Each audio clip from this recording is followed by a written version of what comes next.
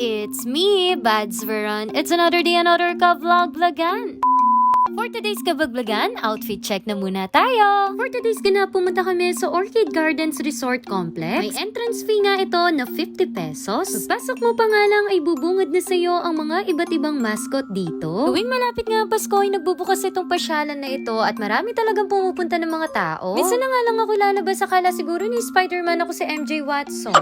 Pangalawang balik na nga namin ni Bad Snail dito dahil nga last year pumunta kami, medyo nagbago na nga yung mga display ng ilaw nila dito. At isa nga sa mga simbolo ng Pasko kapag may nakikita na tayong mga ganito. Malawak din nga ang lugar na ito dahil bawat side na pupuntahan mo ay pwedeng-pwede kang magpicture. Tamang-tama nga ang lugar na ito para sa mga bata at buong pamilya. Diyos man, sabi ko nga kay Santa, ano pang hinihintay niya? Buksan na namin yung gift niya.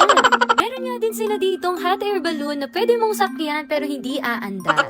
Kapag pumunta ka nga talaga sa lugar nito, ay feeling mo ay Paskong-Pasko na talaga at isa pa parang nasa Hong Kong ka na rin. Dahil makikita mo ang mga iba't ibang character ng Disney princess dito. Bawat mascot nga ay may kanya-kanya silang performance at depende nga sa araw at oras. Sa halagang 50 pesos nga ay talagang may enjoy mo na ang lugar at may kasama pang mga performance. Alam niyo ba mga kabads, ang Christmas capital of the Philippines ay ang City of San Fernando. Bukod nga sa may pinagmamalaki tayong Giant Lantern Festival dito sa Pampanga ay meron ding iba't ibang pasyalan na talagang mararamdaman mong Pasko na. Parte nga rin ito ng Nights of Lights, Wonder of Winter, itong lugar na ito. Kung mapapansin ninyo ay parang ang lamig-lamig dahil nga may snow dito. Char lang po, pero sa totoo lang, hindi po ito snow, kundi sabon lang na bula-bula.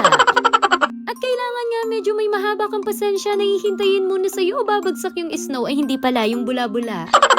Pero ganun pa man, ang saya-saya naman talaga. Akala mo, tunay na snow talaga.